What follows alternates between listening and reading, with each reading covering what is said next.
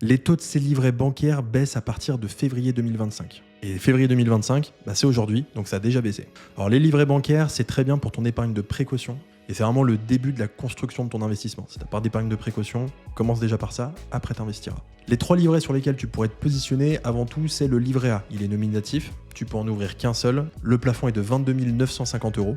Il était historiquement à 3% sur ces 2 dernières années, et là aujourd'hui il est passé à 2,5%. Alors ça dépend de ton style de vie, il y en a qui préfèrent avoir un livret A au max, il y en a qui préfèrent en avoir un petit peu. Par rapport au niveau que tu préfères, l'idée c'est que tout l'excédent qui va dépasser ce niveau dans lequel tu te sens en sécurité, il faut l'investir. Ça peut être bien de diversifier avec d'autres livrets qui sont parfois plus rentables. On a le livret d'épargne populaire, le LEP, qui lui a un plus petit plafond, 7 700 € d'impôt, et qui sort à 3,5%. Et évidemment, il y en a beaucoup qui l'ont eu, et c'était aussi un très bon choix, le LDDS, le livret de développement durable solidaire, qui lui était historiquement à 3% et qui passe du coup aujourd'hui à 2,4% avec un plafond de 12 000 €. Alors ces livrets sont utiles pour venir rendre ton argent disponible, mais les rendements sont pas ouf quand on a une vision long terme. Donc après c'est toujours pareil, si tu as besoin d'avoir beaucoup d'argent pour financer un projet, un apport pour un bien immobilier, un projet comme des vacances, oui, il faut que tu gardes de l'épargne de précaution. Par contre, si tu n'as pas ces projets, il faut clairement que tout ce qui dépasse de ton seuil de sécurité, tu l'investisses sur un horizon de placement beaucoup plus long terme.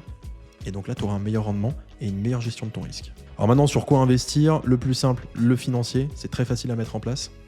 Tu peux aller chercher entre 12 et 20% de rendement dans des enveloppes fiscales qui te permettent vraiment d'optimiser toute ta fiscalité. Et on parle souvent de l'assurance vie pour venir optimiser les intérêts, mais également la succession. Alors on parle souvent de ça dans l'assurance vie, mais je pense que je vais clairement te faire une vidéo qui détaille un peu plus ce qu'il y a dans une assurance vie, parce qu'il y a plein d'options ultra intéressantes qu'un compte titre ou un PEA n'apporte pas du tout.